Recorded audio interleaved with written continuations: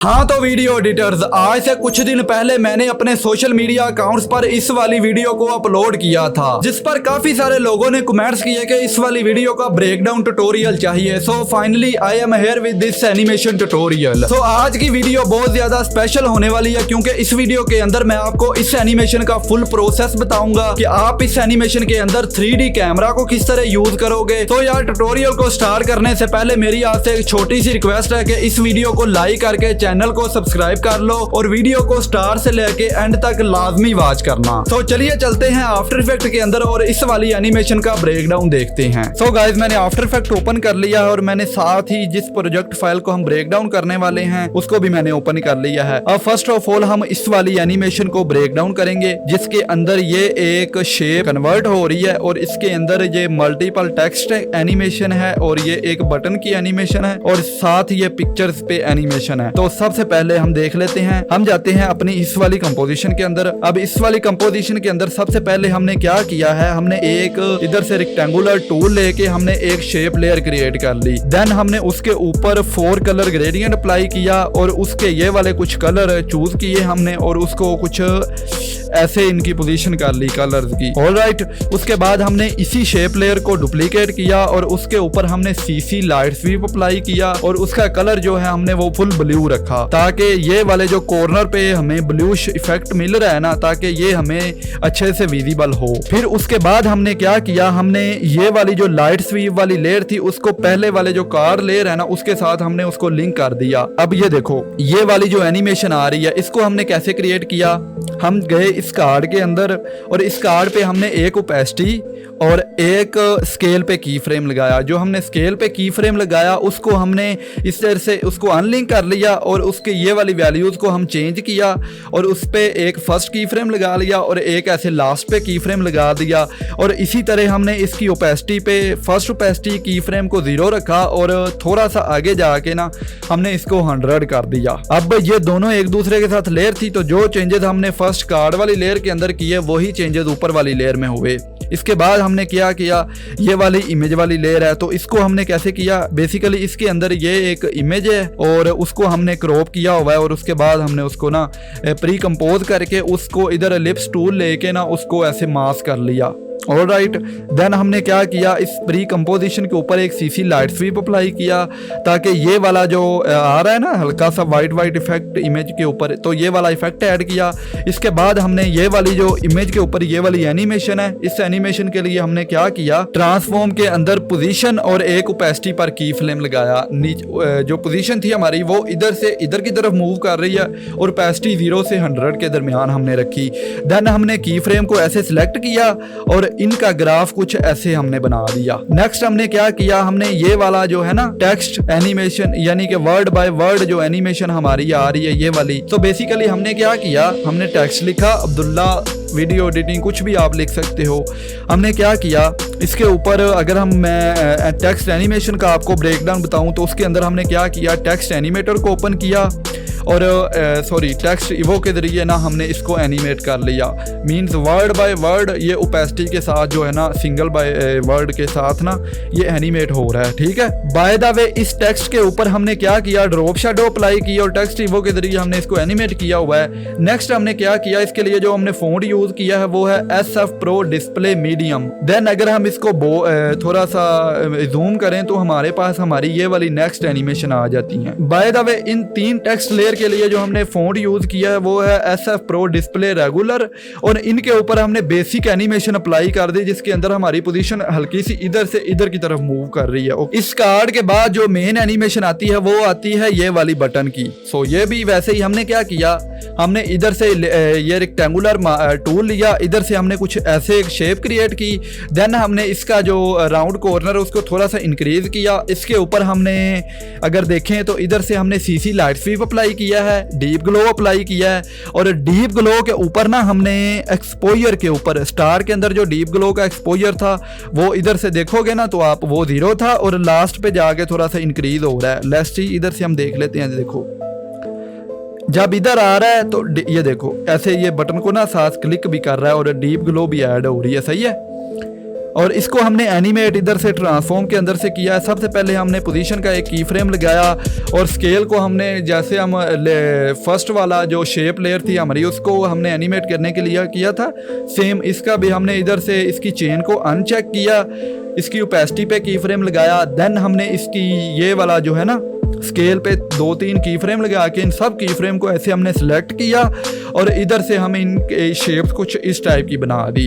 अब हमारी ये वाले जो एनिमेशन है ना ये वाली डन हो चुकी है। नेक्स्ट अब हमने क्या करना है, जब हमारी एनिमेशन ये देखो ऐसे हमारी एनिमेशन आती है और अब ये ऊपर की तरफ जा रही है। सो बेसिकली अब ये वाली जो एनिमेशन है ना इधर से इसको फर्स्ट ऑफ ऑल तो हम इधर को फिट पे कर लेते हैं। अब ये वाली जो दो हमने शेप लेयर क्रिएट की, एक इस तरह और एक इस तरह, अब इनको हमने कैसे क्रिएट करना है मैं आपको बताता हूँ। इधर से हमने पेन टूल लेना है, पेन टूल लेने के बाद हमने क्या करना है, एक क्लिक इधर करना है, एक क्लिक इधर करके इसको थोड़ा सा ऐसे ड्रैग कर देना है कुछ ऐसे, और थोड़ा सा नीचे आके हमने कुछ ऐसे बना देना है। इधर से हमने इसका फिल कर देना है ऑफ, और इधर से जो हमारा स्ट्रोक है वो रहेगा कुछ ग्रे कलर का।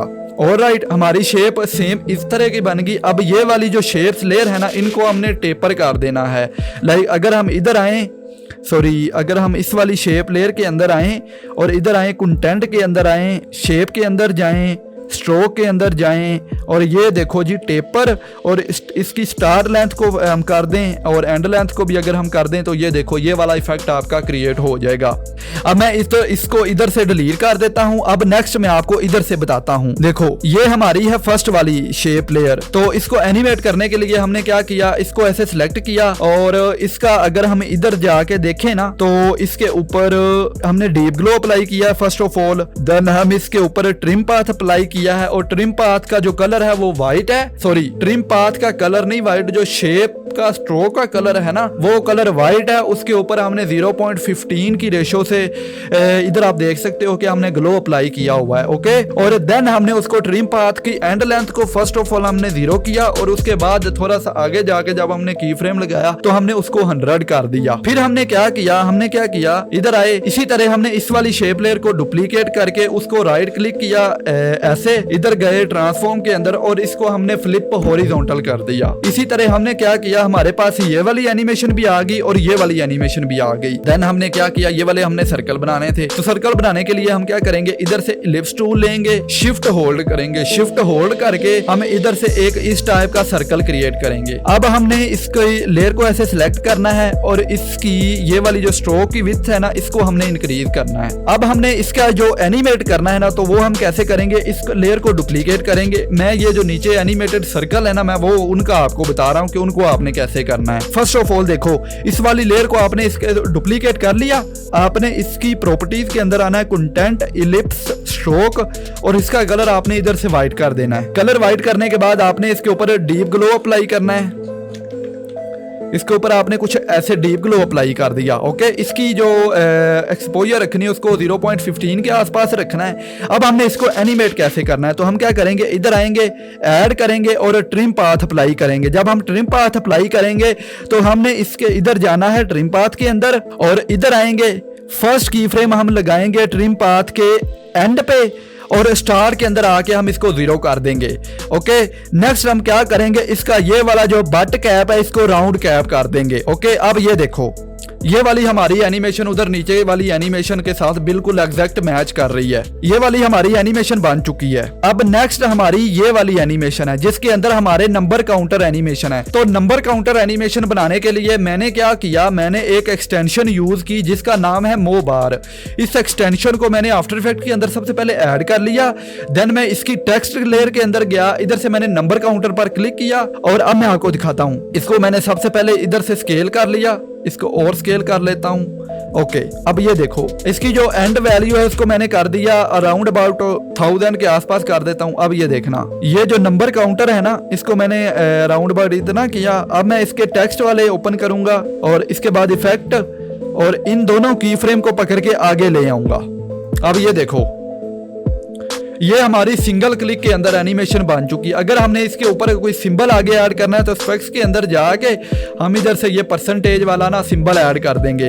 तो इस तरह हमारी नंबर काउंटर एनिमेशन भी बन गई। इसके अलावा नंबर काउंटर एनिमेशन आप कोई भी वीडियो देख के बना सकते हो। बेसिकली आप यूट्यूब पे कुछ भी सर्च करोगे ना नंबर काउंटर एनिमेशन, तो 1-2 मिनट की वीडियो आप देख के इजीली नंबर काउंटर एनिमेशन आप बना लोगे। ठीक है, अब इसके बाद ये 2 चीजें हो गई। कैमरा मूवमेंट मैं आपको सबसे एंड पे बताऊंगा, बिकॉज ये सबसे ज्यादा इंपॉर्टेंट चीज है जिससे हमारी पूरी एनिमेशन जो है ना वो कंट्रोल होनी है।